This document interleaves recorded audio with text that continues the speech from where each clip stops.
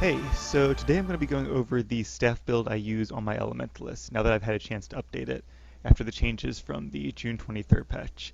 I don't play Guild Wars 2 that much these days, besides the occasional world boss run, but I have cleared every dungeon and fractal level using earlier variants of this build.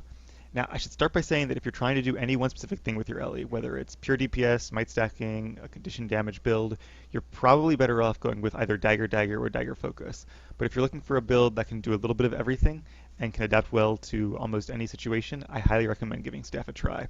I fell in love with the Staff Ellie the first week I started playing the game, and it's still by far my favorite class to play. Now, this build is mainly meant for PvE content, and it works great for dungeons, fractals, world bosses, open world events like Silver Wastes or boss splits, and pretty much anything else you might come across in Tyria. With a few modifications, Staff can also be really great in Worldly World, but you'll probably want to go a slightly more defensive route there. So let's start by going over the skills, and I assume that if you've been playing the Staff Alley a little bit, you already are familiar with the main skills we use in each of our attunements. But for the healing skill, I prefer to go with Arcane Brilliance. It's a nice heal, and obviously it does more healing the more targets you hit with it, plus a bit of damage. Um, but the most important thing about Arcane Brilliance is that it is a blast finisher, which is one of our main tools as a Elementalist to activate combo fields. For the same reason, I like to use Arcane Wave as my first utility. It does a decent amount of damage, it's AoE, and it is a blast finisher. Blast finishers are important because when you do them on fire fields, you get 3 stacks of might, which you can see right there, and Fury, which we'll talk about a little bit later. And you can also do them on water fields for an extra heal. Let's see, water field there, area healing. You can do them on ice fields for a frost aura. I'm out of blast finishers, but you get the idea. And you can do them on lightning fields for a swiftness boost to everyone around you. For the third utility, I like to use Glyph of Storms because it's sort of a jack of all trades spell, which is really what the Staff Ellie is good at. So you can use it in lightning form as an offensive variant, and it's not going to actually work on these dummies because they can't be affected by conditions. But a single use of Lightning Storm can stack vulnerability on an opponent up to 25 stacks if they stand in it the entire time. So it can be really great if your group doesn't have a lot of vulnerability, or if the person who usually applies vulnerability, maybe you have a ranger in your group, if they go down, you can easily get 25 stacks of vulnerability on a boss that way. If your group is getting overwhelmed and you need to play a little defensively, you can also switch to Earth Attunement and use Sandstorm, which is going to apply blindness to your opponents every couple seconds that they stand in it. And an enemy that is blinded obviously can't attack you or your teammates, so it can be a really great way to slow down enemy mobs that are attacking and give your party a chance to recoup from some incoming damage. For the last utility, I use Conjure Frostbow, which is a really great conjured weapon, and obviously you get one and your friend gets one, or you can save it for later. With Frostbow, you can also apply vulnerability using the Frost Valley ability. You can apply Chilled using number 3 and number 5, and you can just do a ton of AoE damage using number 4, which is my favorite ability from the Frostbow. It's really great on world bosses too, because you can hit them with like all those ice spikes due to their huge hitboxes. So I'll put that down. As the elite skill, there's a couple different things you can use, but I prefer the Fiery Greatsword because it goes well with this build, and who doesn't like wielding a giant Fiery Greatsword? It has a lot of mobility, which is awesome. And it has a giant Firestorm as its number 5 ability, which again is super awesome. When using conjured weapons, you want to be in a fire attunement whenever possible, because you do get a passive buff from just being in fire attunement, whether you have an equipped weapon or a kit like a conjured weapon or not, and we'll go into that a little bit later.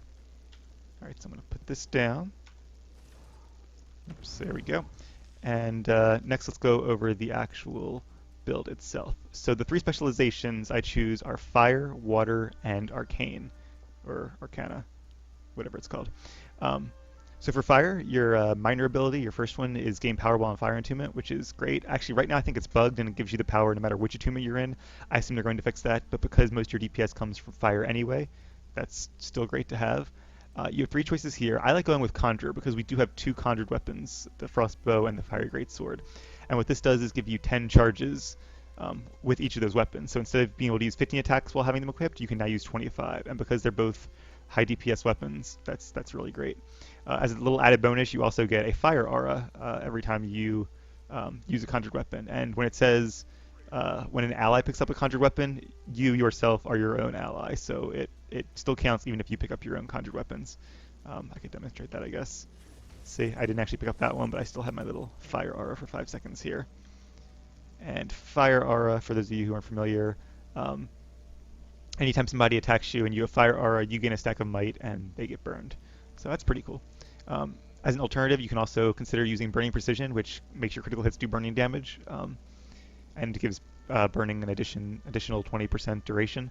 So that's nice for a little bit of DPS boost, but this isn't really a condition heavy build. It does have some condition damage, obviously, but it doesn't really rely on that. So I prefer to go with this one. Your next passive is Sunspot, which inflict damage at your location when you attune to fire and gain a fire aura. So that's pretty cool that not only do you do a little bit of damage whenever you switch to fire attunement, which is going to be a lot, you also get a fire shield, which again is another great source of having a fire aura. So it's a it's a freebie. It's not great, but it doesn't hurt to have either. For the second tier, I would go with Pyromancer's Training. That gives you a 10% damage increase, and that's across the board. Well, it's whenever you're attuned to fire, rather, but it goes to all your skills, and even if you're using a conjure weapon while you're in fire.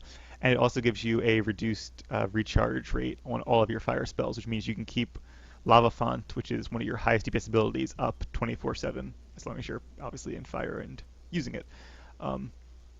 Burning Rage is a passive that deals more damage to burning foes. Every enemy you're facing should be burning. If you are in a dungeon with a group, or if you're against a world boss, obviously your enemies should always be burning, and if not, you can obviously use Flame Burst or Burning Retreat to apply burning yourself if it comes to that. And remember that damage increases are multiplicative, not additive. So 10% and 10% is not a 20% increase. It's 110% times 110%, which is 121%. So it's actually a 21% increase. So to put that simply, having more percentage bonuses stack to become better than the sum of their parts. Anyway, all of our final tier abilities in fire are pretty good, but the one I would use for this build is Persisting Flames, which is amazing as a group might stacking trait. So what that does is whenever you use a blast finisher on a fire field, everyone gets fury as well as the 3 stacks of might that you always get. And it also increases the duration of your fire fields, which again is really important to make sure that Lava Font can always stay on your opponent. So you can see there I use it and I put a blast finisher and I get 12 seconds of fury and plenty of time for might as well. If any of my group mates were standing around me, I wonder if this person counts since they're friendly. Let's see if this will work. It didn't actually work. I might have been too far away. But it'll give them might as well. It also just might not affect random NPCs. So yeah, in this build, you can actually, and I can show you this a little bit later, you can actually maintain 25 stacks of might if that's what you're trying to do. But the cool thing about this build is that if you're the only person stacking might in your group and nobody else has blast finishers and you're with pugs, they have no idea what they're doing, you can maintain the group's might all by yourself. But of course, you have to focus on that. So that means a little less time DPSing, a little less time healing and doing other support things. But if your group is being cooperative and providing might for each other, and you have some guardians or other classes using blast finishers in your fire fields or in other people's fire fields, then it shouldn't be hard to keep 25 stacks of might on the entire group, and you shouldn't have to worry about that too much. A lot of it should just come passively. All right, so in the water line, the first passive is Soothing Mist, which let me switch to water attunement there. So you can see Soothing Mist regenerates health, which is a nice passive. It affects all your teammates around you as well. So it's not super powerful, but it's a nice little health increase every couple seconds. Our first trait is actually really good, Piercing Shard, and that does 20% more damage to any opponent that has vulnerability. And again, in any kind of group setting, whether it's a World Boss or a smaller 5-man group, all your enemies are probably going to have vulnerability. If they don't, you can always inflict vulnerability yourself using Ice Spike, which is Water 2, or using one of the abilities from your Frostbow. You can also technically fire a projectile finisher through a lightning field and do vulnerability that way, but that's sort of a desperate way to get vulnerability. And as an added bonus, it also increases the duration of vulnerability that you inflict. So when you do use Ice Spike or your Frostbow, that vulnerability will last longer. Obviously, and as I said before, you can also use Lightning Storm, so that'll have longer vulnerability as well. And you can see it being buffed there to 10 3/4 seconds. The next passive is it heals nearby allies when you attune to water. It's a nice little emergency heal, but again, nothing huge. For the second tier, you want to take Aquamancer's Training, which is basically a free Runes of the Scholar, if you know what those are.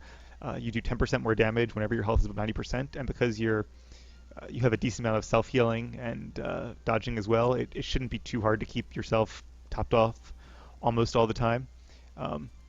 The other ones are more defensive abilities, which you can switch to if you have to, but as a default, I would go with Aquamancer's training. And remember, those 10% all multiply. So three 10% boosts are actually way more than 30% increase. It's like a 35% increase.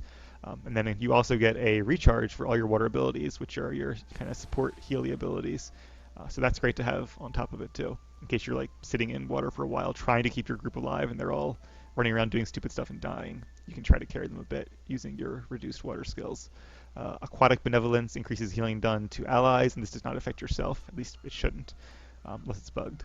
But it's another nice little passive boost you get there. As for the final tier of traits in water, none of them are really that good, and I wish I could trade them for like a second arcane trait or something, but you can't. So I mean, none of them are bad, but they're not really worthy of a final tier ability in my opinion. The one I went with is Powerful Aura because you actually do have a surprising amount of auras in this build, and what that does is whenever you apply an aura to yourself, all of your allies within 360 um, whatever units they use in Guild Wars 2, not feet, inches, whatever it is, within 360 points around you, get those auras as well. So as you remember, every time you tune to fire, everybody around you will get a fire shield. Whenever you use a conjured weapon, everyone gets a fire shield. Um, if your team is taking a lot of damage and you want to, you can use a blast finisher and an ice field and get frost armor. You can see it there, and that'll reduce incoming damage by 10%. And if you're in a fractal like the Harpy fractal, for example, you can use magnetic aura, and everybody around you will get a reflective magnetic shield for 5 seconds. Oops. If you're in fights that, say, have a lot of condition removal, you can switch that to cleansing water, and then whenever you grant regeneration to yourself or an ally, they get an extra condition removed. So that helps with like um, healing rain. It helps when you shoot projectiles through water fields, and you can also get it through elemental attunement, which we'll discuss in a minute. So that'll be an extra source of condition removal. That can be good for fights like the ones in the hammer fractal, the cliffside fractal, where conditions are very prevalent and very dangerous. Or if you're having a fight where maybe there's a lot of incoming damage and your team is having trouble staying alive, maybe during some of the difficult parts of Mitrin or the final boss of Volcanic Fractal, you could switch to Soothing Power, and that'll increase the effectiveness of Soothing Mists. It says effectiveness increased 200%, but it just multiplies it by 200%, or yeah, so it's twice the power. That might be a bug, that might be a bad tooltip, not really sure, but we'll see if they change that or not. But as a default, I would recommend using Powerful Aura, because auras are cool. For the final trait line, Arcane, the first talent is Arcane Fury, which gives you Fury whenever you switch attunements. You can see it there. But because of the Fury your entire team is going to get from Persisting Flames, this is kind of useless really, because you're always going to have Fury anyway, unless you're doing something really, really wrong. For the second tier, I like using Renewing Stamina, because Vigor is obviously a very good boon to have, and we do actually get some boon duration from this build, which is why it's lasting 6.5 seconds instead of just 5. And what that does is it increases your endurance regeneration rate, which means you can dodge more. Because of the changes in the patch, it only increases it by 50% instead of 100, which really sucks. But it's still nice to have. As an alternative, if you want to, you could also use Arcane Precision, and that makes your critical hits apply condition for a little bit of extra DPS. And in that case, you probably want to use a Sigil of Energy, so that every time you switch attunements, you get half of your endurance refilled. So whatever way you kind of want to balance DPS and endurance regen, that's up to you. And if you wanted to, if you're having a lot of trouble dying to stuff and you want to, make sure you can always dodge, you could use both the Sigil of Energy and Renewing Stamina, but at the cost of less DPS. And vice versa, if you're an amazing dodger and your group mates have a lot of Aegis and are just good at keeping you alive, you can go out all DPS and use both Arcane Precision and DPS sigils as well. But I like to maintain a balance, especially because you're going to be using dodging for one of our later skills. And also, in this build, you'll notice you really don't have a lot of defensive abilities. There aren't any cantrips here. You don't really get Arcane Shield. So dodging is pretty much your one main way to make sure you stay alive. Elemental Attunement gives you a boon whenever and allies a nearby boon whenever you switch attunements. So, like if you have this ability here, you can switch to water and automatically cleanse them. Regardless, you can always give them a little bit of extra might when you switch to fire. You can do swiftness when you switch to air and protection when you switch to earth. This is an ability I used to take a long time ago before I wised up and started taking better traits. But now that it's free, it's just a really nice passive bonus to have. So I'm glad they gave it back. That's pretty cool. This tier, they're all kind of defensive abilities, I guess you could say. I'm not really a huge fan of any of them, but I go with Arcane Shield because, like I said, you really don't have too many defenses to keep yourself alive. So what this does is it gives you an Arcane Shield anytime you fall below a quarter health. So it's sort of a measure of last resort, and you shouldn't be falling below a quarter health. But if you do, it'll keep you alive a couple extra seconds, so you can get your health back up there and stay alive. So that can be nice. As alternatives, you can choose Arcane Resurrection, which increases your revive speed and gives auras to those you revive, as well as yourself when you revive people. And if you have a powerful aura, obviously it'll give it to all those standing around you as well. So that can be cool if you're in like a world boss fight like Tequila or something where you're going to probably be reviving a lot. But on the whole, I just don't like choosing revive abilities because ideally you shouldn't have to revive anybody.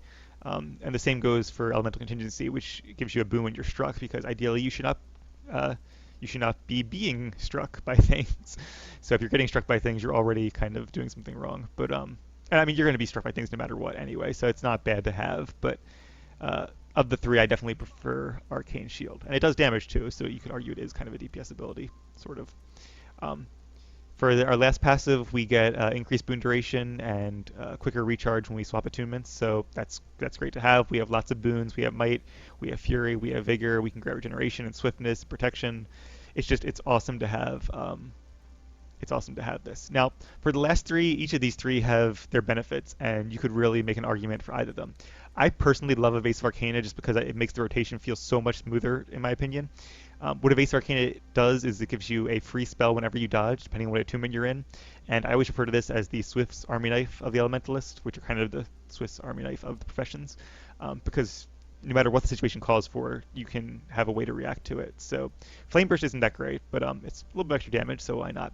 Cleansing Wave is a cleanse when you dodge in a water attunement. I can't actually demonstrate this because I'm not in combat and it only works in combat. Blinding Flash is an AoE blind. That's awesome if you're surrounded by mobs and need to blind them real quick. And Shockwave is the most amazing because it is a blast finisher. Actually, I guess I could just get in combat and show you guys what I'm talking about. But let's see. Oh, I'm not actually in combat because I didn't actually attack. See, there you go, Cleansing Wave there. I could do this, and nope, need more energy. So I don't have Vigor going. See, you can see the Blinding Flash there, and we'll wait for my energy, or my endurance to get back up to half again, and then we'll dodge in Earth form. And what this does is really cool. It is a blast finisher, so, and it does a little bit of damage too, but the blast finisher is the important thing. The wiki tooltip is wrong actually. It has shock wave and not shock wave. One is a space, one doesn't. But it is actually a blast finisher. And hopefully that's not a bug. If that's a bug, I'm gonna rage because I love my extra blast finisher. That's really important when it comes to might stacking. It means you can dodge into a water field and do extra healing that way. It's just all around great to have. All right, so the alternatives for that though, if you really aren't a fan of Evasive Arcana and you'd rather just have a pure damage build, you can go with Elemental Surge, which is really nice because it gives you a Fury whenever you use an Arcane skill, which you have 2 Arcane skills, so that's nice. And also gives you a reduced recharge on those Arcane skills, which used to be a Tier 1 trait, but now it's not, so you have to choose between one of these two, which kind of sucks, but I still prefer Evasive Arcana. If you do go this route, I would probably suggest changing out Frostbow for Arcane Shield then, because that's another arcane ability. You can also do Arcane Power, and it's nice to have a defensive ability. That's what I used to use up until this build, but now because I have the Conjure Weapon thing, I decided to go with Ice Bow. I used to use Ice Bow for world bosses and open world stuff, and Arcane Shield for like fractals and dungeons. The third one is deal more powerful for each boon on you, and chances are you're going to have at least 2 to 3 boons on you at all times. You'll probably have more around the range of 5, so that's another 10% damage increase, which again is really nice when it stacks with all these other bonuses you'll get from being vulnerable, from where is it? 10% for being above 9% health, the 10%'s here. It adds up really quickly. If you're going straight out for all the damage bonuses you can get as an Elementalist, including the ones from air, you can actually stack it up to like 220% or some crazy number like that. But even without really going out of your way to get those bonuses, you can still do like 170% damage. But yeah, if you do go with Elemental Surge, in that case, I would probably change out this for the critical hits do more damage, since obviously Arcane abilities always crit, and that has some nice synergy, and this loses its synergy. And in that case, you could probably take this out too and put it into one of these other things. But we're going to change our build back. All right, that's our traits. So now let's look at our gear. Equipment, there we go. Okay, So for your weapon, obviously you want to use a staff. Surprise, surprise. For sigils, there's lots of great sigils in the game. The ones I prefer are Sigil of Force and Sigil of Accuracy because they're nice straight damage boosts. Um, some people have a second staff with a Sigil of Night in there, so when you're in like a nighttime fractal or dungeon, you can whip those out. That's definitely a great idea if you don't mind carrying an extra staff. And if you're using this build for most of your stuff, as I do, I probably should have one. Honestly, I'm just lazy and don't. But it's definitely good to have. You could also have the plus 10 damage versus such and such enemy if you want to make an ascended staff for each type, and that way if you're going against say the Citadel of Flame, you could have a rune or a Sigil of Flame Legion Slaying or whatever it's called for 10% damage against the Flame Legion. Sigil of Accuracy is my second pick. I used to have the energy one there, as I said, but now that I have the Vigor from the free passive arcane trait, I don't need it anymore. Critical Chance is great because, again, as you remember, you get Vigor whenever you crit, and where are we? And if you choose to get the Burning on crits, that makes it even better. Plus, more crits are always nice because you can easily get, well, we're in a low level zone now, so I should probably move, but at level 80, you can get well over 200% damage whenever you get a critical chance. And with your crit, you can get it up to pretty close to 100% if you're really trying for that, if you go with like Assassin's Gear. But remember that your allies will be providing Spotter and other crit buffs as well from their from Warrior Banners, for example, and you'll be providing a permanent 20% critical bonus using your Fury buff. For sigils, I like to use the superior rune of for runes rather.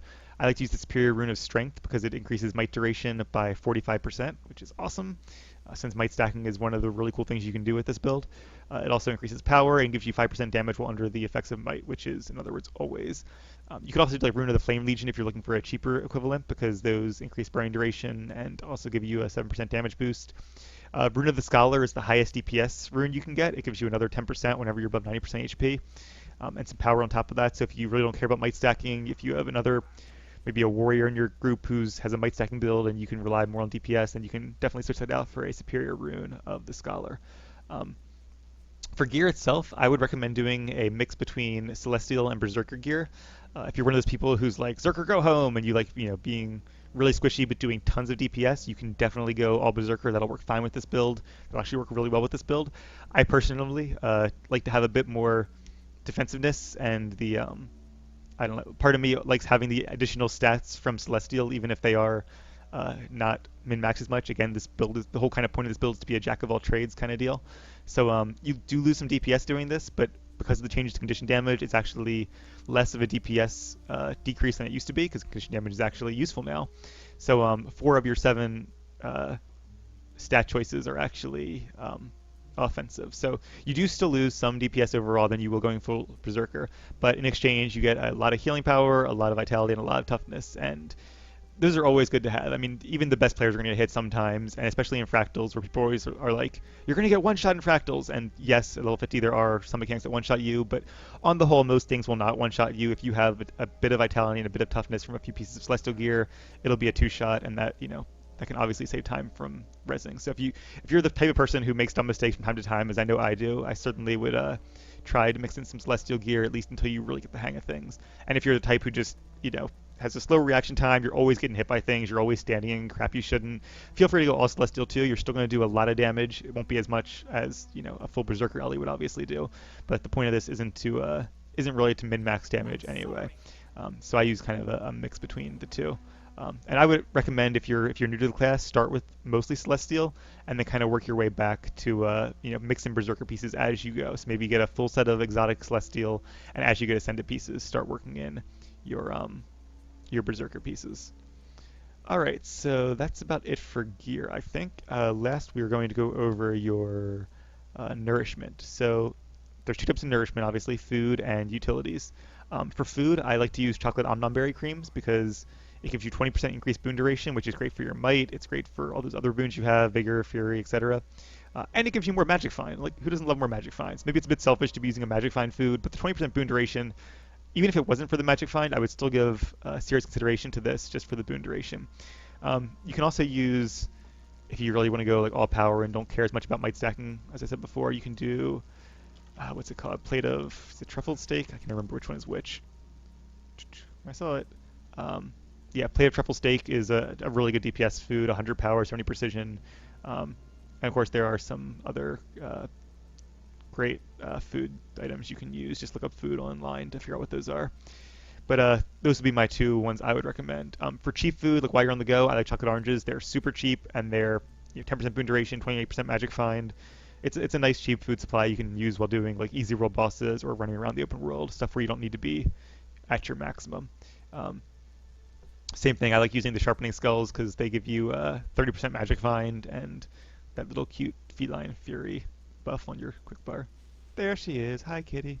Okay. Um, as far as serious utilities go, Superior Sharpening Stones is probably your best bet DPS wise. It gives you essentially 10% more, 10% of your vitality slash toughness as power, 6% from toughness and 4% from vitality.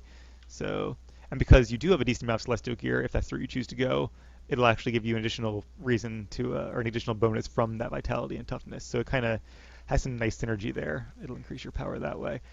There's a new alternative which I just discovered a couple of days ago. It's something it's kind of it's a real pain to make, honestly. Can you buy these? No, they're account bound.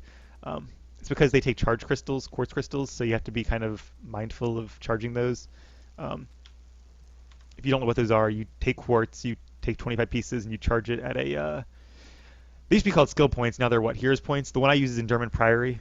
The one down there. It's the easiest one to get to. It's right by the waypoint. So I actually have a character parked there where I charge them every day.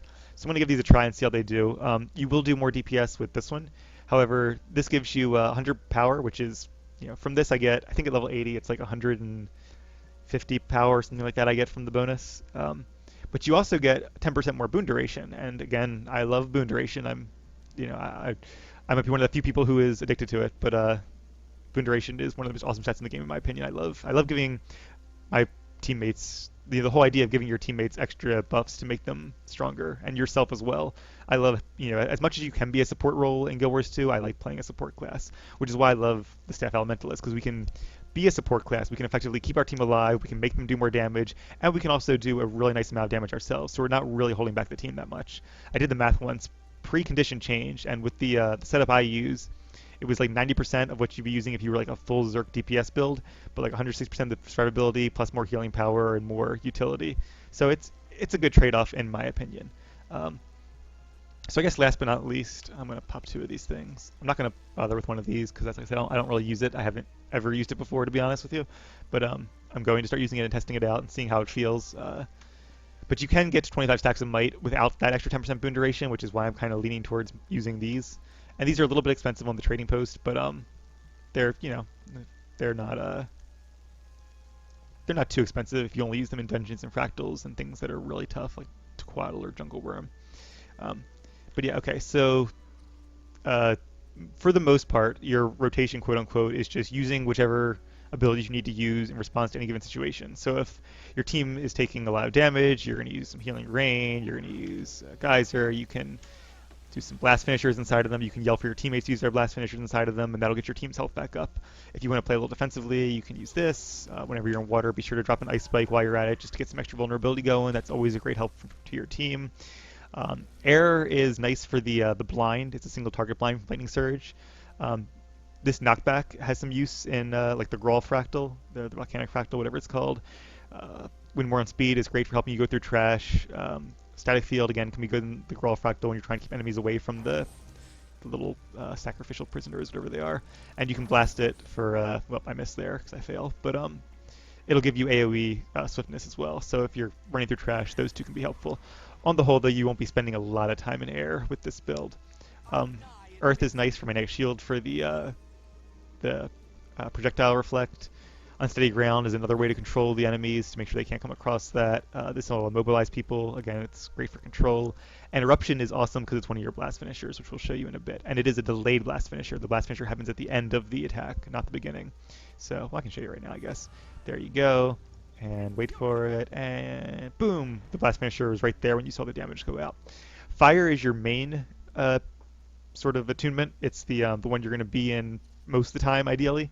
And you simply will dance to the others depending on, what the situation calls for. But on the whole, assuming your team is in good shape, they don't need, your enemies to be blinded, they don't need more health restored. Their might stacks are all good. Their fury is good. You can pretty much just sit and fire and just deal lots of damage. Always keep up lava font if you can, because it's an AOE. It's a big AOE because they made the blasting staff radius increase now just a basic increase to all staff abilities, which is awesome. Um, Flame Burst is okay. It just does burning damage. I would only use it if your target is not burning already, so you can get the 10% damage from burning opponents. Burning Retreat, again, puts burning on your opponents, but it's mainly used from ability. So if you're in the middle of all the fighting and there's bad stuff everywhere, and you're like, oh crap, I'm going to get hit, and you need an extra dodge, it allows you to evade. It makes you go back, what is it, 900? It doesn't say how much it does. Pretty far, as you can tell, and it's a fire field, so people can blast it for might, and fury, which is all kinds of awesome. But yeah, mainly you're going to be using this as an escape ability, and the damage it does is a secondary benefit. Meteor Shower is an amazing AoE. That's sort of our like our best attack, I guess you could say, our super attack. It has a huge radius, as you can see, and each of these fireballs have their own pretty impressive radius. It just does a crap ton of damage. It's a great ability. So yeah, between Lava Font and Meteor Shower, you can be dealing some pretty heavy damage. So yeah, what I'm going to show you now is how to do might stacking. So let's say you're the only person in your team who cares about might stacking, or you're soloing a champion in the open world, and you want to stack might on your own. You have 4 blast finishers as a staff, and obviously you can have more with other talents, which is why if you're going to do a pure might stacking build, you probably want to go with dagger focus or something. But if might stacking is something you want to be able to do, but maybe not always do, if you are in love with the staff as I am and like doing all that AoE damage as well as stacking might, with this build you can stack 25 stacks of might on your own. It just takes a little bit to ramp up. So we have our boon duration food on, and as you can tell from our stat thing, where is it? You have, including the boon duration, you have 75% might duration, 45 from the runes, 10% from the arcane tree, and 20% from our food. And if you want to make that 85, you of course can with the other nourishment. So our 4 blast finishers are Eruption, the dodge from Evasive Arcana in Earth Attunement, and our 2 arcane abilities here. So here we go. Let's see if I can actually do this. I'm going to use my 2 arcane skills, and I'm going to back up. You can also use Evasive Arcana or Burning Retreat to back up. You have this there. I should probably keep attacking some in combat. Sit in Earth for a little bit, and then put down Eruption when you have a couple seconds left on the cooldown. Put Fire Tomb, or put Lava Font back up when you're in Fire Attunement, and you can see I'm at 13 stacks. I'm going to do Burning Retreat, dodge into it, bam, more might, attack for a little bit. You want to wait for about 2 seconds, I'd say, and then you can start casting, just to make sure that you have time to lay down your Lava Font. And then we'll use both of my arcane abilities, and there you go, 25 stacks, some of which are lasting 33 seconds, not all of them obviously. Fury lasting for almost a minute and a half, so it's really easy to stack Perma Fury even if you're not trying to. So yeah, this build, that's what I love about it, is that you can provide great offensive power to yourself and your teammates. You can provide great control using static field, using the ice field, using unsteady ground, and you can also provide condition removal. You can spec into more condition removal if you really need to, and you do pretty solid DPS too, so you don't feel like you're holding your team back by hitting like a wet noodle as if you were in a full healing build. But like back when I started the game, I did like a full healing Elementalist build, and it was great for keeping my team alive, especially when we were starting to learn fractals for the first time. But the damage output just wasn't anywhere near what an Elementalist really could or should be doing. So I hope you guys have enjoyed it. Like I said, Elementalist is my favorite class by far. It is the reason I love Guild Wars 2. It is just being able to dance those attunements and have all those combos going off around you. It's a ton of fun. I have a bunch of fractal level videos from the 40s and a couple 50s up on my channel. Our fractal group, some of our people are on LOE right now as they're moving and dealing with real life things, so we're on hiatus. But I do plan on doing more fractals later on, and I will upload those as I always do. So be sure to check out the other fractal videos if you want to see earlier versions of this build in action, and maybe I'll try to run some dungeons or fractals in the near future, at least low-level ones, so I can get some newer videos up where you can see the new variant of this build and how it does. I can also upload some world boss runs too, because those are always fun to see. So yeah, thanks for watching. If you guys have any questions or tips of your own, because like I said, I'm not the world's foremost expert on Elementalist min max or anything, so if you have some of your own tips, your own variations you'd like to share, put them in the comment section below. If you want to see more Guild Wars 2 and other gaming videos, subscribe, and thank you guys for watching.